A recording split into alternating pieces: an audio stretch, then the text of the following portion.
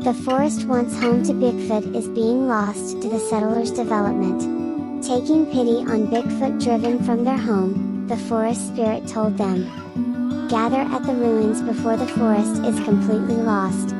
I will evolve you into forms suited to your new environment and guide you to the snowy mountains, your new land." In this video, I'll explain how to play Bigfoot and Yeti. This is an in-hand game played with 18 cards, and everything is handled entirely in your hands, no table needed. Now, let's take a look at the 18 cards. First, this is the Bigfoot, Yeti card.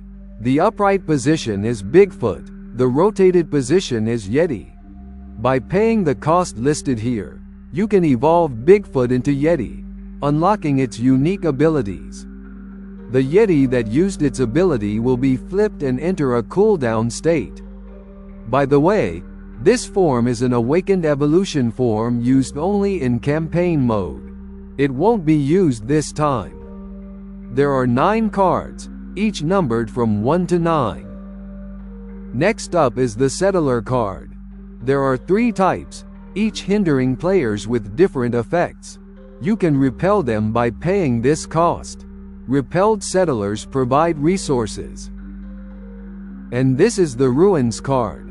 The upright position is destroyed, the rotated position is rebuilt. Paying the cost listed here will rebuild the ruins, and the rebuilt ruins will be able to activate special effects. And the Forest card. It acts as a shield to protect players from settlers' interference, but it can also be logged by settlers. When settlers log it, it becomes like this. If left unattended, it will eventually be claimed as territory and can never regenerate as a forest again. Finally, the Development Level card. This is a game tracker. Levels progress from 1 to 8. Each time the deck is cycled through once, the level increases by 1. In other words, the game ends after the deck has been cycled through 8 times. Let's talk about the objective of the game. The deck you're holding represents the forest where Bigfoot live, and that forest is being lost to the settlers' development.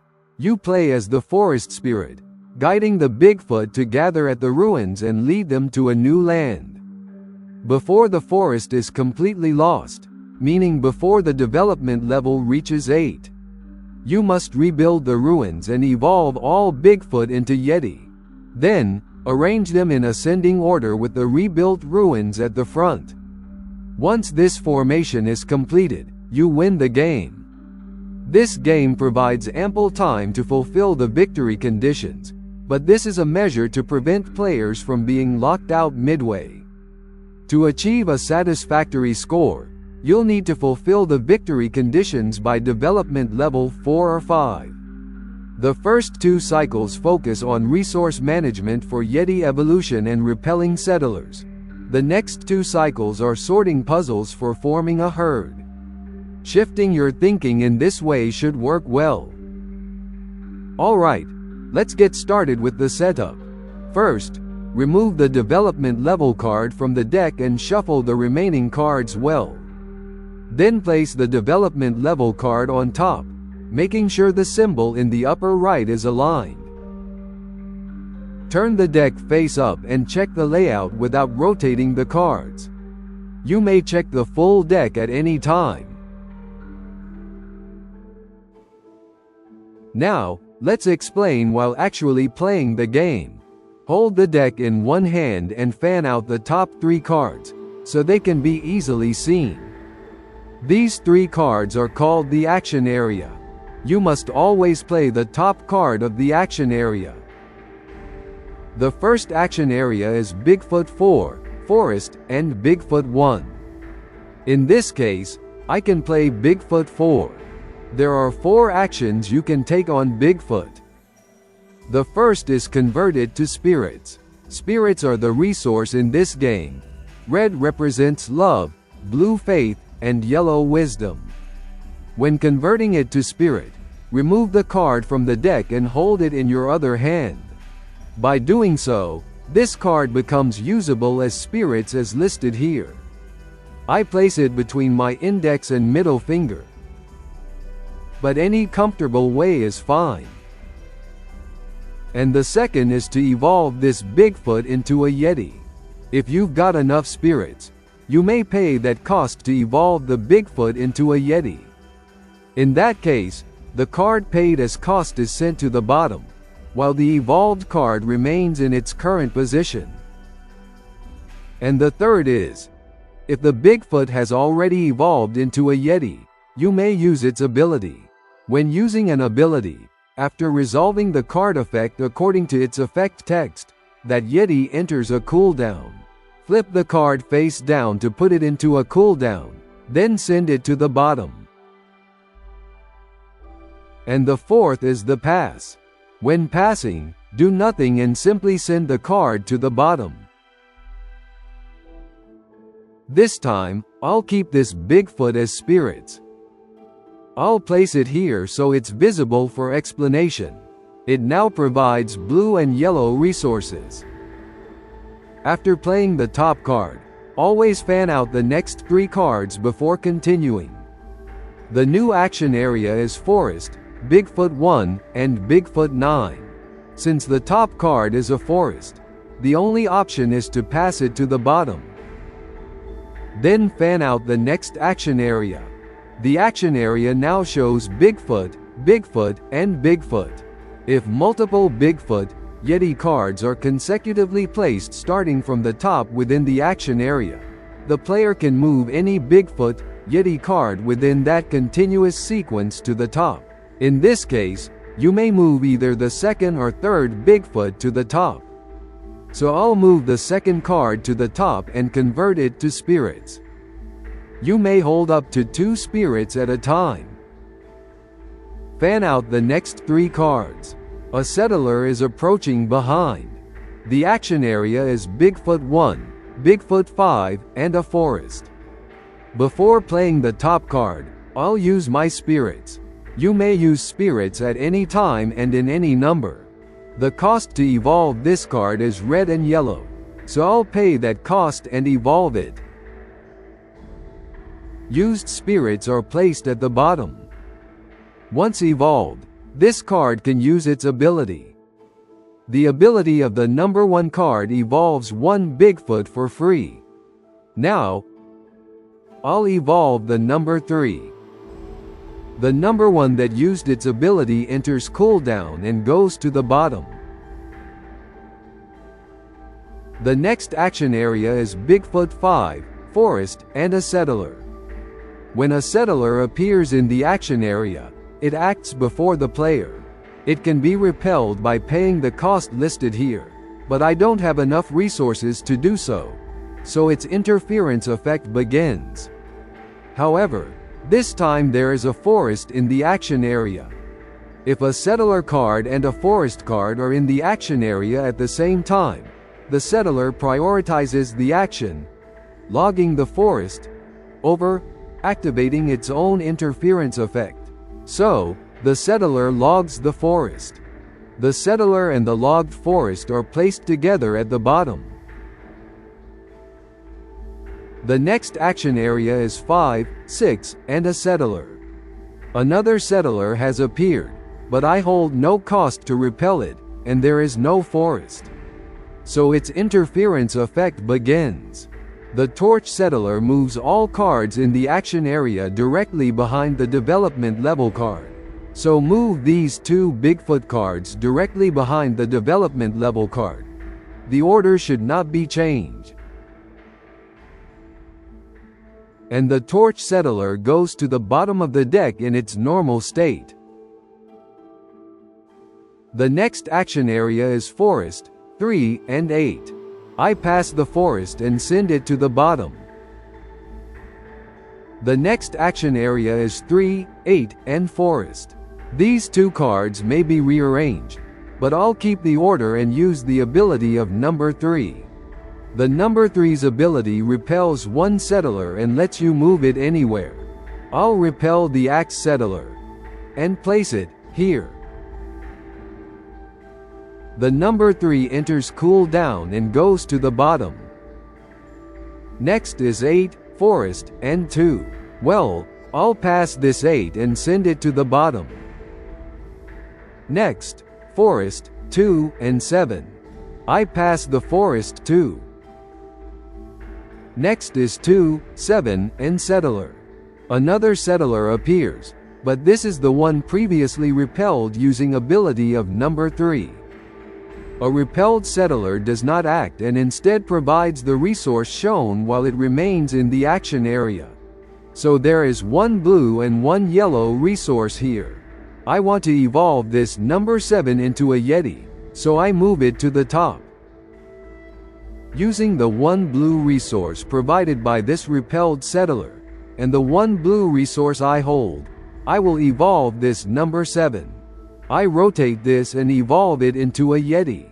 A repelled settler used as cost returns to normal and goes to the bottom. This card I used also goes to the bottom together. The order is arbitrary. Then, I immediately use number 7's ability. Number 7's ability allows you to regenerate one forest and move it. Let's regenerate this forest that was just logged, and move it here. If the logged forest is left untouched, it will become their territory. Number 7 enters cooldown and is sent to the bottom. The next 3 cards are 2, ruins, and development level card. I'll convert the 2 to spirits. Next, ruins, development level card, and 5. I could rebuild the ruins if I paid this cost, but I don't have it on hand right now. So I have to pass on this ruins. The development level card has reached the top of the action area. The level increases by 1. Rotate it to level 2 and send it to the bottom. The first cycle is now over. Continue with the second cycle. Then, let's skip ahead to just before completing the victory conditions. I have currently played up to development level 5, rebuilt the ruins, and evolved all Bigfoots into Yetis. All that's left is to gather the Yetis into one herd and arrange them correctly in ascending order. Let's give it a try. The first action area is the logged forest, ruins, and 4. When a logged forest card reaches the top and is sent to the bottom, it becomes a settler's territory. This card will never return to being a forest. Next is ruins, 4, 2. When the rebuilt ruins reach the top, it activates a special effect. It may return any one Yeti in cooldown state to its normal state. Now I'll return number 3 to its normal state. Send the ruins that activated its effect to the bottom. Next is 4, 2, 5. This settler and the logged forest stand in the way of forming a single herd. So first, use ability number 4 to rearrange the 2 Yeti cards within this herd. Move 1 and 3 forward.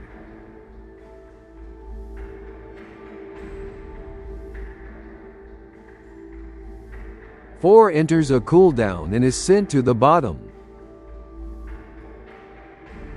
1, 2, 3. Pass 1. When the Yeti in cooldown is passed and sent to the bottom, it returns to its normal state. 2, 3, 5. Here, use ability 2 and move 4 back here. 2 enters a cooldown and is sent to the bottom. 4, 3, 5. Move 3 to the top and use its ability. Repel this settler and move it here. 3 enters a cooldown and is sent to the bottom. 4, 5, 7. Pass 4. Return it to its normal state, and send it to the bottom. 5, 7. Logged forest. Pass 5 2. 7. Logged forest, 9. This logged forest will be regenerated and moved using the ability of 7. 7 enters a cooldown and is sent to the bottom. 3 more to go. Let's keep going. Move 6 to pass. And pass 8 in the same way. The final one is 9. Use this ability for the finishing touch. Using ability 9, move 7 here. 9 enters a cooldown and is sent to the bottom. Well, did it work? Let's spread the deck to confirm. Rebuilt ruins. 1, 2, 3, 4, 5, 6, 7, 8, 9. A perfect herd. At this point, I win the game. Let's calculate my score. You gain points from the number of Yetis in the herd and the remaining development level. First, the number of Yetis in the herd is 9. Normal state is 1 point, cooldown is 0. This time, the normal state is 5 cards, so it's 5 points. And another, the remaining development level. Subtract the final development level from 8 and multiply by 2. Since I ended at level 5, that's 8 minus 5 times 2 equals 6 points. Total score. 5 plus 6 equals 11 points. Check the score chart in the rulebook to see the fate of the Yetis you guided. That concludes this video. Yeti abilities are designed to become more powerful when used in combination. Please enjoy playing multiple times, discover your own strategies, and aim for a high score. I truly hope you enjoy this game. Thank you for watching, and goodbye.